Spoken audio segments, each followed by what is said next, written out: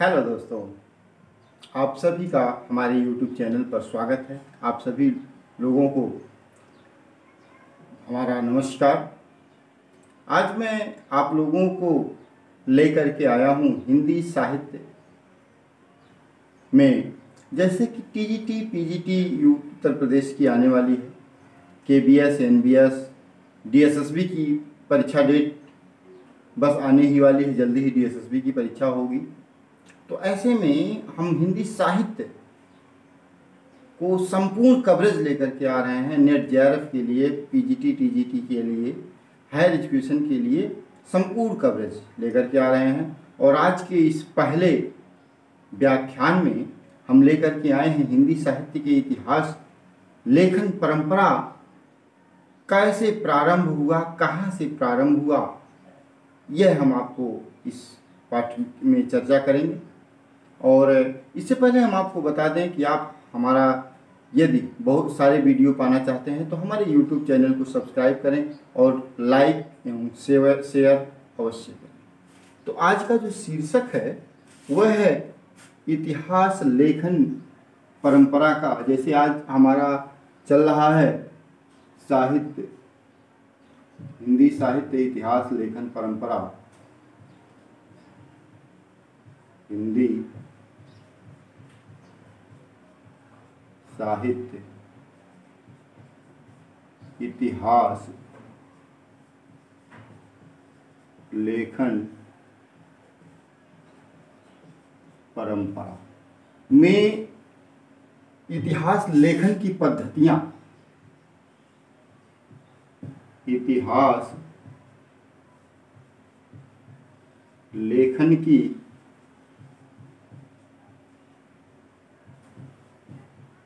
पद्धतियां, इसके बारे में हम चर्चा करेंगे आप लोगों से कि इतिहास लेखन में कौन कौन सी पद्धति अपनाई गई। यहाँ से आपके प्रश्न बन रहे हैं नेट JRF और KBS में जो भी परीक्षाएं आ रहे हैं, विषय विशेषज्ञ संबंधी जितनी भी परीक्षाएं हो रही हैं, उसमें जो भी परीक्षाएं हो रहे हैं, अक्सर यहाँ से प्रश्न पूछा जा रहा है इतिहास लेखन पद्धतियाँ। इतिहास लेखन पद्धतियों में कौन कौन सी पद्धति अपनाई गई, आज हम इन सब के बारे में चर्चा करेंगे। तो इतिहास लेखन में मुख्यतः 4 पद्धतियों को अपनाया गया। 4 पद्धतियों को देखा गया। पहला था वर्णानुक्रमी पद्धति। कौन सी पद्धति? वर्णानुक्रमी पद्धति।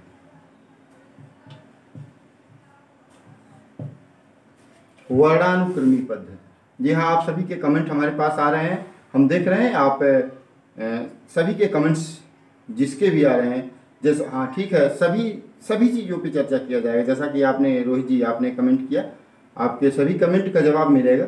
कहने का मतलब सब बारी बारी से सब व्याख्यान पढ़ेंगे। पहले हम वर्णानुक्रमी पद्धति, कालानुक्रमी पद्धति यानी इतिहास लेखन की जो पद्धतियाँ हैं, पद्धतियों के बारे में चर्चा करते हैं। वर्णानुक्रमी पद्धति, इस पद्धति को ही हम वर्णमाला पद्धति भी कहते हैं। वर्णमाला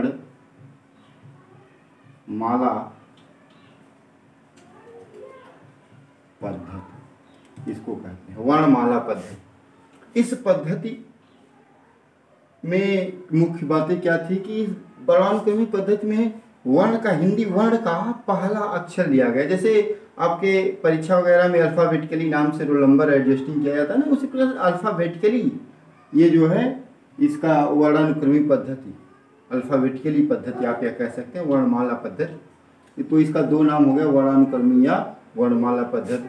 और इसको अपनाने वाले विद्वान थे, नंबर 1 थे गारसा द तासी साहब। कौन थे? गारसा द तानसी। और दूसरे विद्वान थे शिव सिंह सेंगर। दूसरे विद्वान थे शिव सिंह सेंगर। इनकी पुस्तक का नाम आप फटाफट कमेंट करके बताएं। जी हाँ, गारसा द तासी कि पुस्तक का नाम है इस्तवार the law लितेत्यूर एंदुई A Hindustani. इस्तवार the law लितेत्यूर एंदुई ए हिंदुस्तानी। और शिव सिंह सेंगर ने जो पुस्तक लिखी वो है शिव सिंह सरोज। शिव सिंह सरोज ये पुस्तक लिखी थी। इन पुस्तकों में आपको वर्णानुक्रमी पद्धति के पर लिखा हुआ इतिहास मिलता है। आप पर यह प्रश्न बन सकता है, यहाँ पर देखिए 3 प्रकार का कि वर्णानुक्रमी पद्धति अपनाने वाले विद्वान का सरतासी शिव सिंह सेंगर और कई नाम दे दिए जाएंगे। यह पुस्तक किस पद्धति पर लिखी गई है, इस्तवार दाला, और शिव सिंह सरोज किस पद्धति पर लिखी गई है। इस तरह के प्रश्न आपके बन सकते हैं। दूसरा जो पद्धति अपनाया गया वह पद्धति है कालानुक्रमी पद्धति। कौन सी पद्धति? कालानुक्रमी पद्धति। कालानुक्रमी पद्धति अपनाने वाले विद्वान। कालानुक्रमी पद्धति में क्या था? कालानुक्रमी पद्धति में जन्मतिथि व जीवन काल को आधार बनाया गया। कालानुक्रमी पद्धति जो इसमें वर्णमाला के प्रथम अक्षर को आधार बनाया गया और इसमें क्या बनाया गया? जन्मतिथि व जीवन काल को आधार बनाया गया। जी हाँ, याद रखिएगा किस पद्धति में जन्मतिथि या जीवन काल को आधार बनाया गया? तो कालानुक्रमी पद्धति में। वर्णमाला को किस पद्धति में आधार बनाया गया? तो वह वर्णानुक्रमी पद्धति में। तो कालानुक्रमी पद्धति को अपनाने वाले विद्वान हैं जॉर्ज ग्रियर्सन और मिस्र वन। जॉर्ज ग्रियर्सन पहले हैं, दूसरे वन हैं मिस्र वन।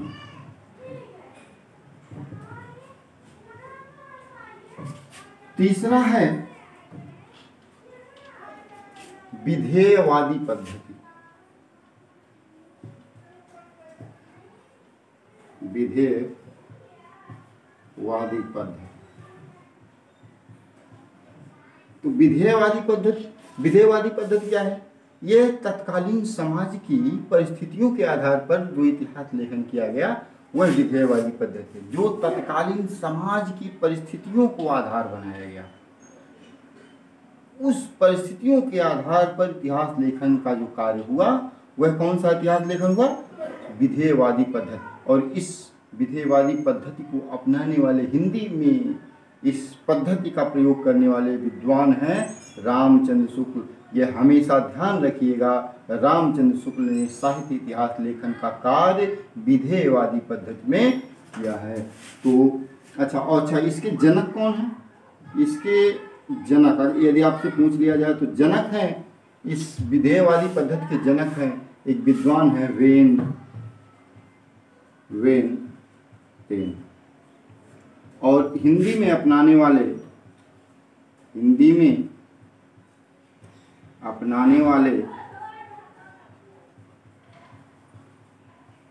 विद्वान कौन है? रामचंद्र शुक्ल। और दूसरा चीज, इस पद्धति को सर्वश्रेष्ठ पद्धति भी बताया गया है। यही पद्धति जो है विधेयवादी पद्धति, यह सर्वश्रेष्ठ पद्धति है। सर्वश्रेष्ठ पद्धति है किसकी? इतिहास लेखन की यह पद्धति सर्वश्रेष्ठ पद्धति है। रामचंद्र शुक्ल का एक हमको कथन याद आता है। उन्होंने अपने साहित्य के इतिहास में लिखा है कि किसी भी देश का साहित्य, आपको याद होगा, याद कीजिए, किसी भी देश का साहित्य वहाँ की जनता की संचित प्रतिबिंब होता है। ये किसका कथन है? रामचंद्र शुक्ल का। यह काफ़ी इम्पॉर्टेंट कथन है रामचंद्र शुक्ल का। इसके बारे में हम आपको आगे चर्चा करेंगे। और चौथी पद्धति आपका वैज्ञानिक पद्धति।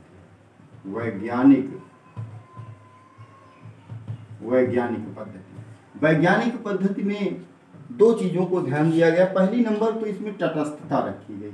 पहला क्या रखा गया? तटस्थता। और दूसरा बात जो इसमें रखा गया, इसमें निरपेक्षता भी आया है।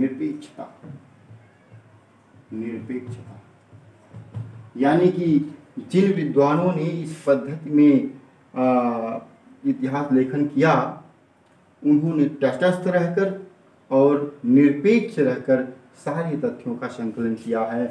और इस पद्धति को अपनाने वाले प्रमुख विद्वान हैं गणपति चंद्र गुप्त।